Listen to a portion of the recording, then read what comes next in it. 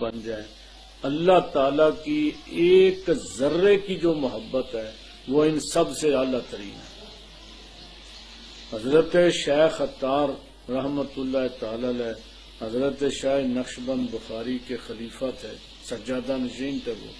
وہ فرماتے ہیں کہ الہی کفر کافر را، دین دیندار را، ذرہ درد دل عطار. کہتے ہیں یا اللہ تو کفر کافروں کو دے دے، دین دینداروں کو دے دے، مجھے اپنے ایک ذرہ درد دل، مجھے ایک درد دل کا ایک ذرہ عطا کر دے. اور وہ جو یعنی کہ ذرہ ہے وہ محبت کا ذرہ ہے، وہ اللہ تعالیٰ کے ساتھ تعلق کا ذرہ ہے، وہ اللہ تعالیٰ کے ساتھ قرب کا ایک تعلق ایک ایسا ہے جو بندے کی تمام بیماریوں اور تمام قسم کی نجاستوں اور ہر قسم کی پلیتی کو وہ نکال کر باہر رکھ دیتا ہے. یہ اللہ پاک کی ایک ذرے کی اگر محبت میسر آ جائے تو یہ دنیا و ما فیہا سے بہتر ہے، جنت و ما فیہا سے بہتر ہے. جتنا پھر یہ ہے کہ آپ دیکھیں کہ اصل بات یہ ہوتی ہے جب بندے کو اللہ سے محبت پیدا ہوتی ہے تو اس کے آداب بھی پھر آتے ہیں. محبت والوں کو ادب سکھایا نہیں جاتا. محبت ایک چیز ہی ایسی ہے کہ جو آداب سکھاتی ہے، جو بندے کو یہ بات بتا دیتی ہے کہ تم نے اپنے رب کے ساتھ کس طرح پیش آنا ہے. تو چنانچہ وہ بندہ جس کے دل میں اللہ پاک کی محبت ہوگی اس کو یہ لازمی طور پر ایک تو یہ ہے نا کہ اللہ پاک کا خوف ہو، اور ایک ہے اللہ تعالی کی محبت ہو اور اس محبت کی کمی کا خوف ہوتا ہے، اس محبت کے جانے کا خوف ہو جاتا ہے، اور اس محبت کی وجہ سے اس کے دل میں یہ خوف پیدا ہوتا ہے کہ کہیں اللہ پاک ناراض نہ ہو جائے.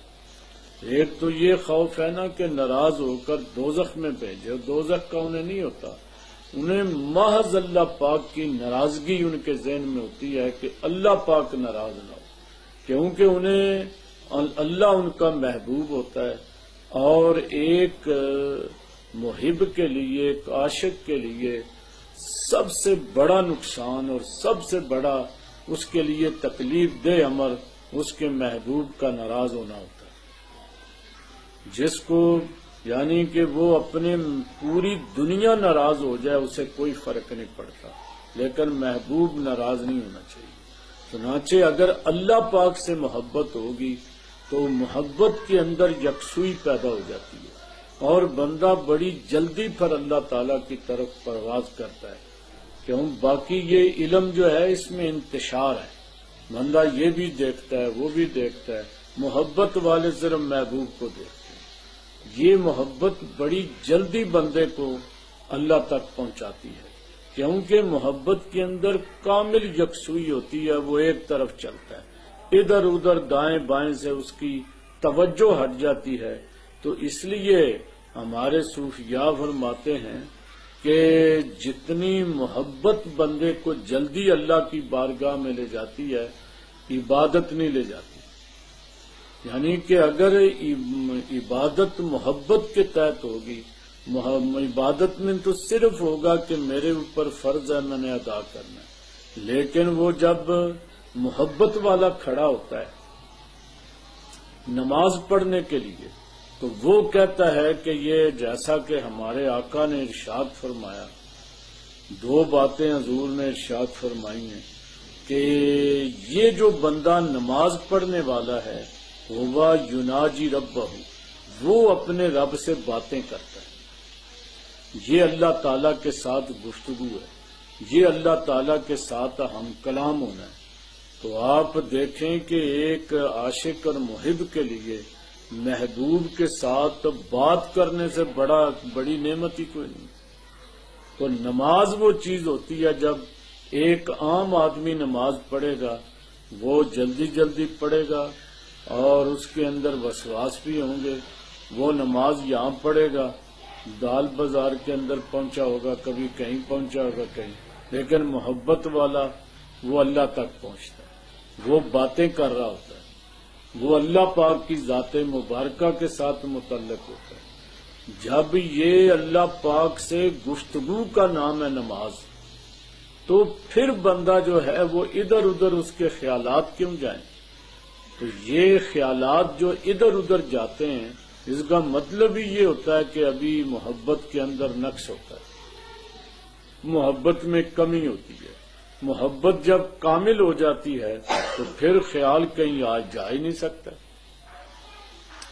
اور دوسرا، ہمارے آقا نے یہ ارشاد فرمایا کہ جب تم نماز پڑھو تو اس طریقے کے ساتھ ان تعبد اللہ کأنک تراہ، تم اس طرح اللہ پاک کی عبادت کرو، اس طرح نماز پڑھو گویا کہ اللہ کو دیکھ رہے ہو۔ تو اس کا مطلب یہ ہے کہ نماز کے اندر ایک تو اللہ پاک سے باتیں بھی ہوتی ہیں اور ایک بندہ اللہ پاک کو دیکھتا بھی ہے۔ یہ خیال کرو، اور دیکھنا اس لیے ہے کہ اللہ پاک تو کوئی دور تو نہیں ہے، اللہ پاک تو ہمارے ہوا معکم اینما تکونوا، وہ تو ہمارے ساتھ ہے اور ہماری شارک سے بھی زیادہ قریب ہے۔ لہذا ہمیں یہ مکمل تخیل بنانا چاہیے، اور یہ جو تخیل ہے کہ بندہ دیکھے، یہ محبت والوں کا بنتا ہے، باقی کا نہیں بنتا۔ محبت والے جو ہیں وہ محبوب کو دیکھ لیتے ہیں، تو اس لیے والذین آمنوا اشد حبا للہ، ایمان والے اللہ سے شدید محبت کرتے ہیں۔ تو یہ شدت محبت جو ہے وہ محبوب کو قریب کر دیتی ہے، اور بندے کی حالت یہ ہوتی ہے کہ اسے وہ نظر آتا ہے۔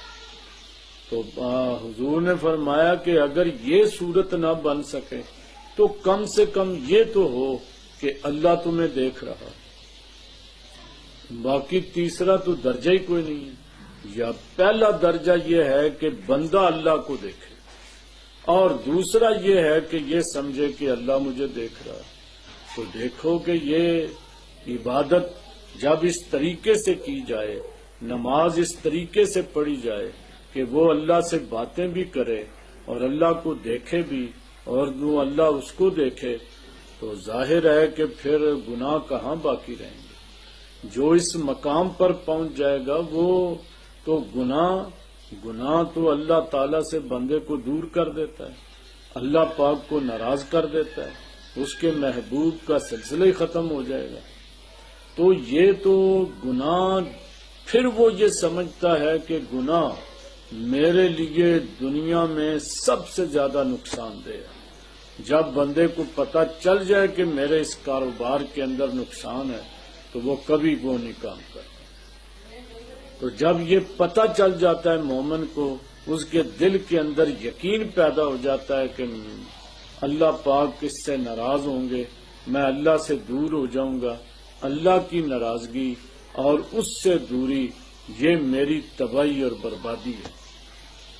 وہ جب یہ یقین ہو جائے کہ اللہ سے دوری میری تباہی اور بربادی ہے تو پھر بندہ کیسے دور ہوگا؟ تو لہذا یہ اللہ پاک کی محبت پیدا کریں۔ اللہ کی محبت جو ہے وہ ذکر سے پیدا ہوتی ہے، نماز پڑھنے سے پیدا ہوتی ہے، یاد الہی سے پیدا ہوتی ہے، پھر آہستہ آہستہ یہ یقین، محبت، ساری چیزیں بڑھ جاتی ہیں۔ وما علینا الا البلاغ۔